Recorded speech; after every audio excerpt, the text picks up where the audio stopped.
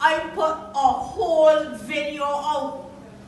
And those who campaign with me, like Beverly, will tell you that every house I knock in and you work at the hotel, you come till your time, do not let it pass. Do not disadvantage yourself. Because it was important that the workers understood what they were in. The hoteliers understood because they asked for it. The hoteliers understood. Workers did not realize how this was going to disadvantage them. But most of all, they didn't realize how the government was going to disadvantage them by not putting the proper legislation in place to make sure that they could get their severance if the establishments did not come up with the money. And so last week they had to run back to Parliament to fix it. A whole year later, the hotel workers marched since November last year. I know I was there with them the first time.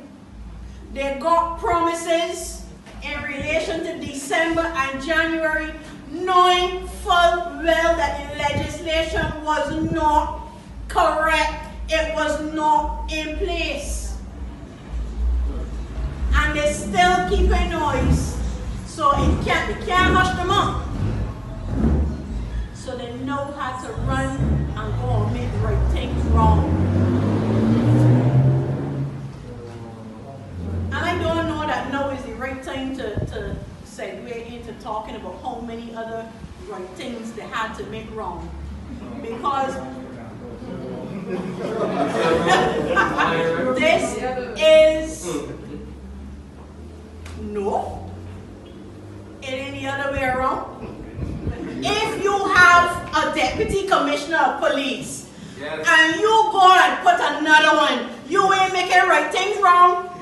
What I speak what I meant. And if you have a Severance Payments Act that already stipulates what is to happen, and you go and fiddle with it and muck it up, you ain't make right things wrong. So don't tell me that you got it backwards like you always saying.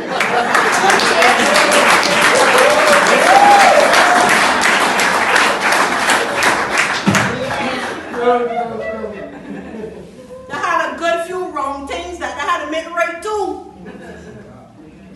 Anybody can tell me was he positioned with a plastic bag today?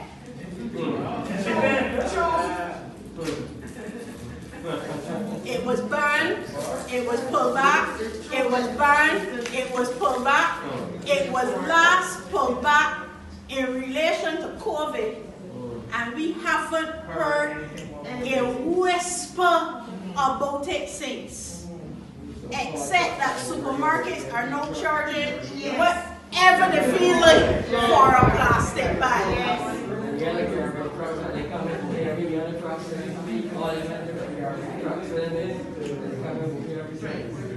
And that is an example.